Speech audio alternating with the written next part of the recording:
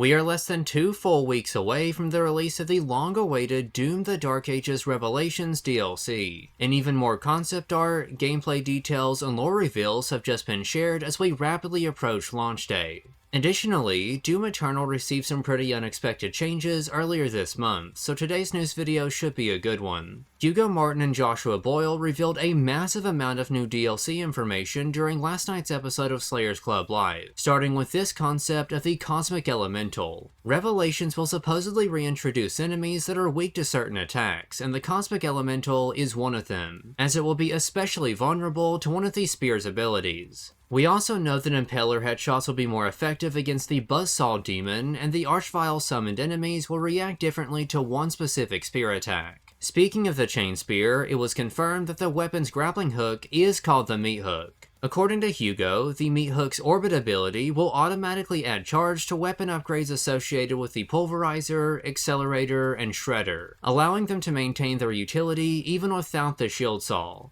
Performing a well-timed spear slash is apparently more difficult than parrying with a shield, although it offers certain combat benefits that can make it more rewarding than just a basic shield parry. They've gone through the effort of implementing more glory kills that are exclusive to the spear, which you should get to experience more often, as they've extended the glory strike window to allow for more finishers to be executed in a shorter time frame. They have also rebalanced the shield saw to complement the spear so that players will be able to seamlessly swap between them. However, they did stress that you will be able to stick to just one if you prefer to do so. Hugo stated that you can unlock some sort of Uber boss, which can be defeated in order to gain access to the previously announced Master Arenas. After you've completed every challenge arena, you'll then be given access to tons of DLC content for the Repertorium 3.0, giving players lots to do outside of the main narrative. Some major story-related elements were also clarified during the stream. Firstly, Daisy the Rabbit is still fully canon to the narrative. The introduction of Doomguy's daughter holding a rabbit plush does not change anything in that regard. Second, they are not making the classic novels canon, only the name Flynn Taggart. And lastly, there will be a massive cutscene at the end of the expansion's credits, so be sure to watch them all the way through. We recently learned that Doom: The Dark Ages Update 4 will be launching for all players alongside Revelations on Tuesday, July 7th. A new PlayStation blog post confirms that PS5 Pro players will gain access to sharper graphics through PSSR, which can be seen in this new DLC gameplay screenshot attached to the article. I won't be spending too much time breaking this down since we still have a lot to talk about today, but it's worth pointing out that a simplified HUD and the updated melee indicators are visible in this image. The Art of Slaying with Hugo Martin is back for the DLC, and with it has come a fresh look at several locations and a brand new enemy. Designed by concept artist William Bao, the Buzzsaw is an invasive pressure unit that can rapidly switch between aggressive attacks and cautious retreats. Hugo has compared it to a Whiplash demon that has the ability to joust with its modified arm and defend with its heavy metal shield, which seems like it may push players to rethink how they approach the stand and fight combat loop.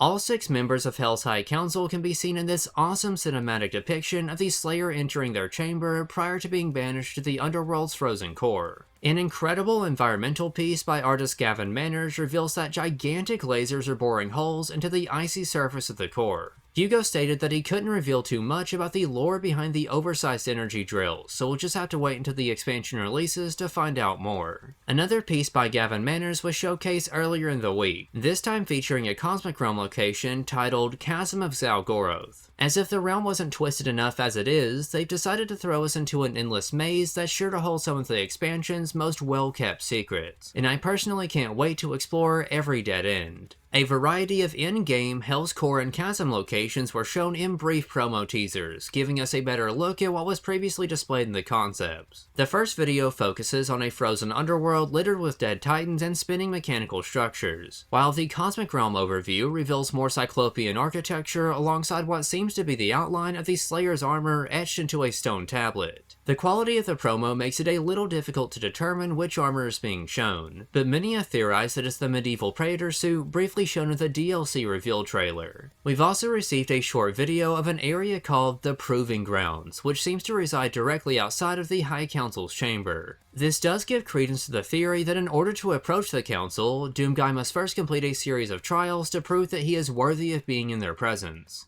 These challenges may be some of the toughest encounters we've faced so far, as the reveal trailer's introduction depicts a wounded Slayer readying himself for what lies ahead. I also wanted to mention that the official trailer subtitles refer to the Wretch as the Architect. Not only is it a fitting name for the designer of the 2016 Predator suit, but it's also one that raises a lot of questions as to what his role was within the hierarchy of Hell before he was banished to the Frozen Wasteland. Huge thanks to Walter Green 47 for pointing that out in the comments of a previous video. You're a real one. Doom Eternal has received a pretty unexpected update that makes a handful of changes to the way cosmetics and the DLCs are handled. First off, the standard edition of Eternal has received a permanent price decrease from 40 USD to 30 USD, making it even more affordable for those who have yet to experience Peak. Second, they've just released the Complete Cosmetics Pack, which includes the first 7 seasonal events, the Rip and Tear Pack, and all 3 Twitch-exclusive Master Collections. The standalone pack is $9.99, but it can also be found in the $20 Ancient Gods expansion pack and the new $50 post-launch deluxe edition, which includes all purchasable game content. No changes have been made within the game itself, and every cosmetic released after Season 7 must still be unlocked through the seasonal mega events. A ton of new Doom the Dark Ages DLC enemies and gameplay details were recently showcased. Click on the video that's on screen now to learn more. Thank you all so much for watching today's video, I hope you enjoyed it. That's pretty much all that I have for now, though. Until next time.